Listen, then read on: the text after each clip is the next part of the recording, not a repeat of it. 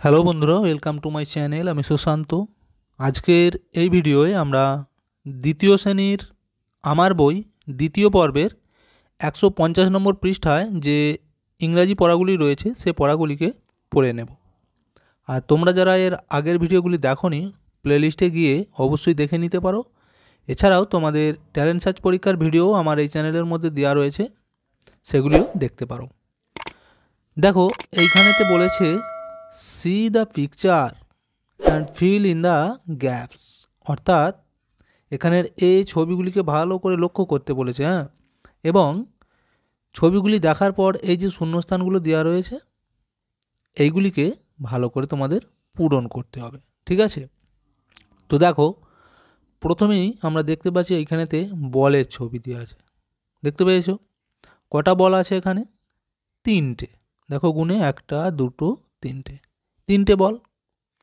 এবার দেখো, এটা যদি আমরা বাক্যে ব্যবহার করি তো এর আগে কিন্তু তোমরা এই ধরনের পড়াগুলি পড়েছো, আমি সেখানে ভিডিও দিয়েছি।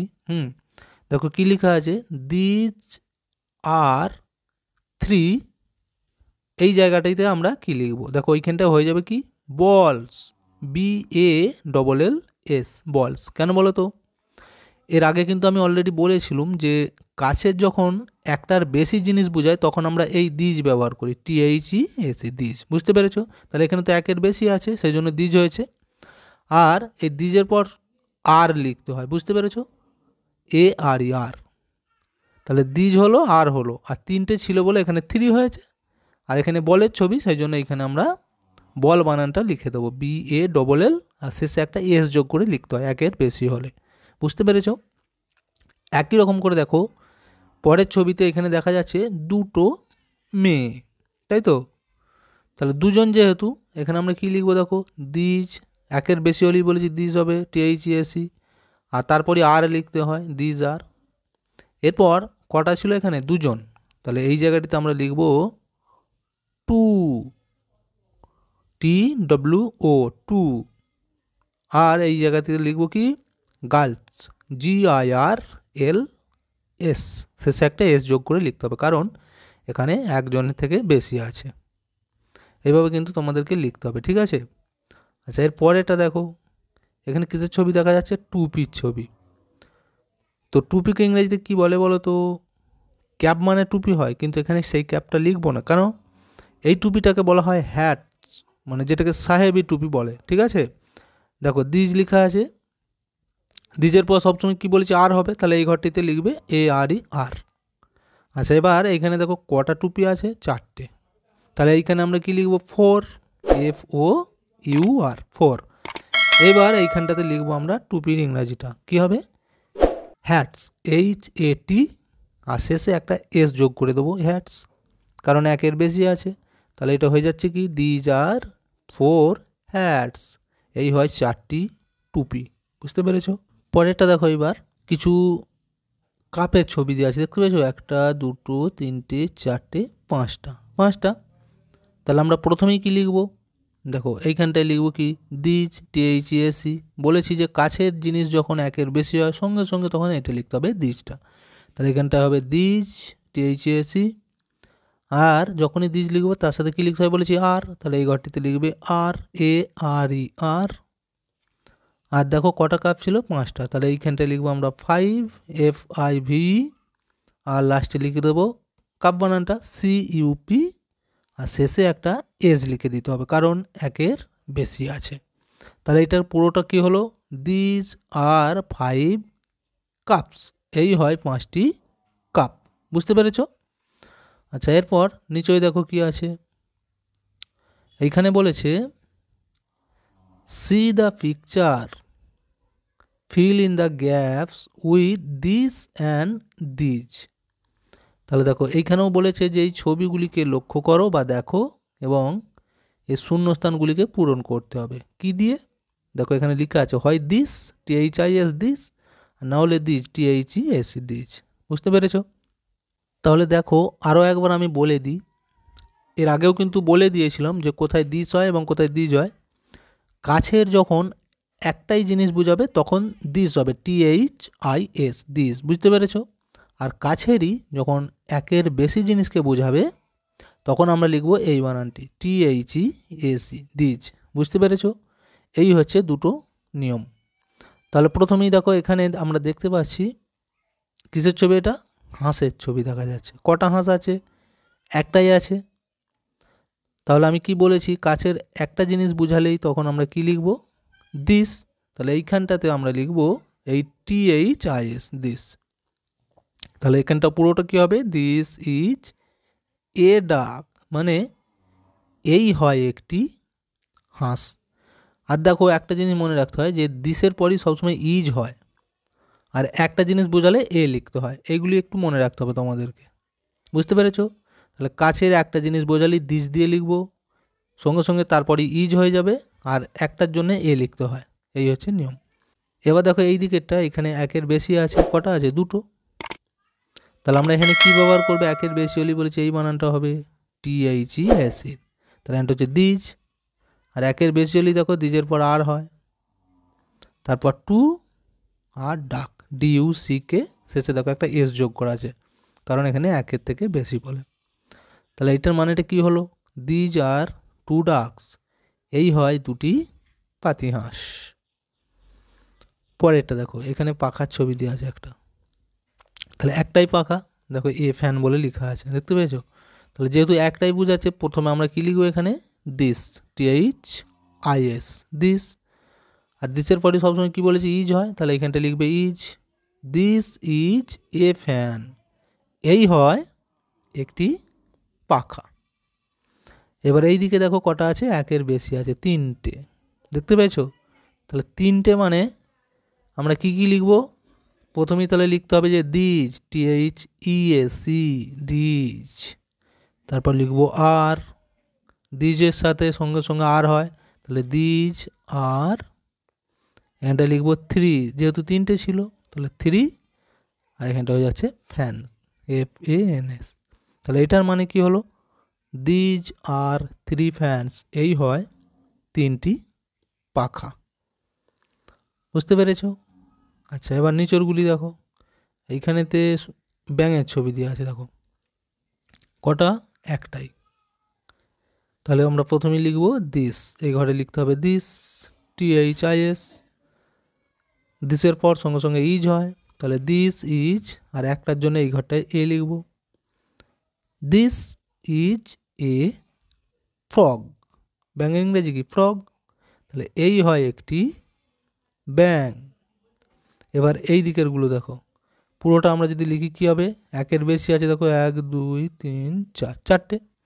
তাহলে চারটে মানে এখানে প্রথমে লিখবো আমরা দিজ, THEAC, দিজ। আর দিজের পরই সবসময় আর হবে, ARE, আর। দিজ আর কটা ছিল? চারটে। তাহলে এখানটা লিখবো 4 এখানে, আর লাস্টে লিখে দেবো ফ্রগস, FROG, শেষে একটা এস যোগ করে দিতে হবে। তাহলে এটার মানেটা কি হবে? দিজ আর 4 ফ্রগস, এই হয় চারটি ব্যাঙ। দেখো, তাহলে আমাদের এই পৃষ্ঠার সমস্ত ইংরেজিগুলি কমপ্লিট হয়ে গেল। এবার 155 নম্বর পৃষ্ঠায় দেখো, এখানেতে বলেছে রিড দ্য সেন্টেন্সেস, অর্থাৎ এখানে কিছু ইংরেজি বাক্য দেওয়া রয়েছে, আমাদেরকে এগুলি ভালো করে পড়তে হবে। তো তোমরা একটু দেখে নাও তাহলে ভালো করে কোনটার কি মানে। প্রথমেই বলেছে মিনা অ্যান্ড বিনা আর ফ্রেন্ডস। দেখো, ফ্রেন্ডস মানে হচ্ছে বন্ধু, আর কার কার নাম বলেছে? মিনা অ্যান্ড বিনা। তাহলে মিনা এবং বিনা হয় বন্ধু, ফ্রেন্ডস মানে হচ্ছে বন্ধু। বুঝতে পেরেছ? They always walk to school together. দেখো, টুগেদার মানে হচ্ছে একসাথে, আর ওয়াক মানে হাঁটা, অলওয়েজ মানে কি? সবসময় বা সর্বদা। তাহলে এটার মানে কি হবে? They always walk to school together, মানে তারা সব সময় একসাথে পায়ে হেঁটে স্কুলে যায়। বুঝতে পেরেছ? পরে দেখো, Mina's father is a doctor. দেখো, ফাদার মানে কি? ফাদার মানে হচ্ছে বাবা, ইজ মানে হয়, তাহলে মিনার বাবা হন একজন ডক্টর, মানে হচ্ছে ডাক্তার। He treats sick pupil in the village. দেখো ভিলেজ মানে হচ্ছে গ্রাম, আর পিউপিল মানে মানুষ, আর ট্রিটস মানে কি সেবা শুশ্রূষা করা, আর সিক মানে হচ্ছে অসুস্থ মানুষদেরকে। তাহলে এটার মানে হবে যে he treats sick pupil in the village, সে গ্রামের অসুস্থ মানুষদের দেখাশোনা করেন বা সেবা করেন, মানে যেহেতু ডাক্তার সেই জন্যই অসুস্থ মানুষদেরকে সেবা করেন। Binas father is a farmer. দেখো বিনার বাবা হন একজন ফার্মার, মানে হচ্ছে কৃষক। বুঝতে পেরেছো? তাহলে বিনার বাবা হচ্ছে একজন কৃষক। He works in the field. Work মানে হচ্ছে কাজ করা, আর ফিল্ড মানে কি মাঠ। তো তিনি মাঠেতে কাজ করেন। দে অল লাভ দেয়ার ভিলেজ। দে মানে হচ্ছে তারা, অল মানে কি সকলেই বা প্রত্যেককেই, লাভ মানে ভালোবাসে, দেয়ার ভিলেজ মানে কি তাদের গ্রামকে। তাহলে দেখো they all love their village মানে হচ্ছে তারা প্রত্যেকে তাদের গ্রামকে খুব ভালোবাসে। বুঝতে পেরেছো? এই হচ্ছে পড়াটি। এরপর দেখো নিচেই বলেছে যে টিক দ্য কারেক্ট অ্যান্সার, অর্থাৎ এখানে অপশন দেওয়া রয়েছে দুটো করে, যেটা ঠিক হবে সঠিক উত্তরটিকে বেছে নিয়ে বাক্যটিকে আবার লিখতে হবে। বুঝতে পেরেছো? দেখো তাহলে কি কি আছে। একটা বলেছে Mina and Bina always go to playground নাকি স্কুল টুগেদার। তাহলে এখানে আমাদেরকে জানতে চেয়েছে যে মিনা এবং বিনা অলওয়েজ মানে হচ্ছে সব সময়, গো টু মানে কোথায় যেত একসাথে, খেলার মাঠে নাকি স্কুলে। তোমরা তো এই পড়াটি পড়েছো, কোথায় যেত বলো তো? স্কুল। তাহলে এখানটা ঠিক চিহ্ন দিতে হবে যে Mina and Bina always go to school together, তারা একসাথে স্কুল যেত। দুয়েটা দেখো Mina's father treats the sick নাকি healthy pupil in the village. দেখো মিনার বাবা কাদেরকে সেবা শুশ্রূষা করতো, গ্রামের কোন মানুষদেরকে। সিক মানে হচ্ছে অসুস্থ, আর হেলথি মানে স্বাস্থ্যবান বা ভালো মানুষ। তাহলে আমরা অবশ্যই পড়েছি কি সিক পিউপিল মানে অসুস্থ মানুষদেরকে সেবা করতো, তাহলে এটা হয়ে যাবে উত্তর। তিনেটা দেখো এবার Bina's father is a doctor farmer. তাহলে বিনার বাবা কি ছিল, একজন ডাক্তার ছিল নাকি ফার্মার ছিল? তো আমরা তো দেখেছি যে তার বাবা কৃষক, তাহলে উত্তর হয়ে যাবে কি ফার্মার। তাহলে এইটার উপর ঠিক চিহ্ন দিতে হবে। বুঝতে পেরেছো? আচ্ছা এরপর এটা দেখো they all love their village নাকি টাউন। দে অল মানে কি তারা সকলে, লাভ মানে ভালোবাসতো বা ভালোবাসে তাদের গ্রামকে নাকি শহরকে, কোনটা? গ্রামকে। এই যে এখানে আমাদের লেখাই ছিল দেখো ভিলেজ, তাহলে উত্তর হয়ে যাবে কোনটা? এখানে ঠিক চিহ্ন ভিলেজ। বুঝতে পেরেছো? তাহলে দেখো এখানটা আমাদের কিন্তু কমপ্লিট হয়ে গেল। এরপর নিচেই দেখো কি বলেছে লিসেন অ্যান্ড সে। লিসেন মানে শোনো এবং বলো। তাহলে দেখো এখানে কিন্তু একটা কবিতা দিয়েছে, এই কবিতাটি শুনে শুনে ভালো করে পড়তে বলেছে। তো দেখো কি নাম, the baby in the cradle. Cradle মানে কি দোলনা, আর বেবি মানে কি শিশু বা বাচ্চা। তাহলে এইখানে ছবিটা দেখি কিন্তু বোঝা যাচ্ছে যে একটা দোলনার মধ্যে ছোট্ট শিশুটি শুয়ে আছে। দেখো তাহলে এটা আমরা এখন পড়ব। The baby in the cradle goes rock a rock a rock. The baby মানে কি শিশু, আগেই বলেছি। দ্য ক্রেডেল মানে হচ্ছে দোলনার মধ্যে, গোজ এ রক রক। আচ্ছা প্রথমে আমি গোটাটা পড়ে নিই, তারপর মানেটা বলবো। The clock on the dresser goes tick A tick A tick. The rain on the window goes tap A tap A tap. But here comes the sun so we clap A clap A clap. দেখো এই হচ্ছে কবিতাটি। তো এরপর আমরা যদি এটা বাংলা মানে করি কি হবে দেখো। প্রথমেই বলেছে the baby in the cradle goes rock a rock a rock, অর্থাৎ নাগরদোলনার মধ্যে দেখো একটা ছোট্ট শিশু রয়েছে, সে দুলছে। তো দোলনার মধ্যে দুললে একটা রক কেমন ধরনের একটা শব্দ ওঠে, সেই শব্দটার কথা এখানে কিন্তু বলা হয়েছে যে রক এরক এরক।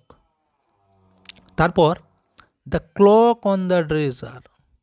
ক্লক মানে কি ঘড়ি, অন মানে হচ্ছে উপরে, দ্য ড্রেসার, ড্রেসার মানে দেখো এইখানে ছবিটি, এই যে বিভিন্ন পোশাক আশাক রাখা যে তাক, সেটাকে বলা হচ্ছে ড্রেসার, মানে আলমারির মতো জিনিস। তো এর উপরে কিন্তু এই ঘড়িটি রাখা রয়েছে। ঠিক আছে, সে ঘড়িটি টিক এ টিক এ টিক, অর্থাৎ দেখবে নিস্তব্ধ বা চুপচাপ থাকলে ঘরের মধ্যে ঘড়ি যখন ঘোরে কাঁটার শব্দ কিন্তু বুঝতে পারা যায়, টিক টিক টিক করে, সেটাই কিন্তু বলা হয়েছে।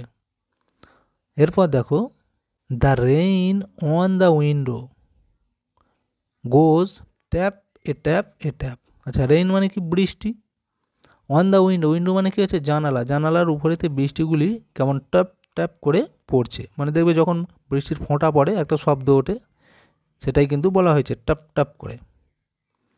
But here comes the sun, কিন্তু এখানে সূর্যও উঠেছে। So we clap A clap A clap. So মানে সুতরাং, উই মানে হচ্ছে আমরা, ক্ল্যাপ মানে হচ্ছে হাততালি দেওয়া। বুঝতে পেরেছ? তো এই ছিল পড়াটি। ভিডিওটি এখানেই শেষ করছি। ভিডিওটি যদি ভালো লাগে অবশ্যই একটা লাইক দিয়ে দিও এবং শেয়ার করে বন্ধুদেরকেও দেখার সুযোগ করে দিও।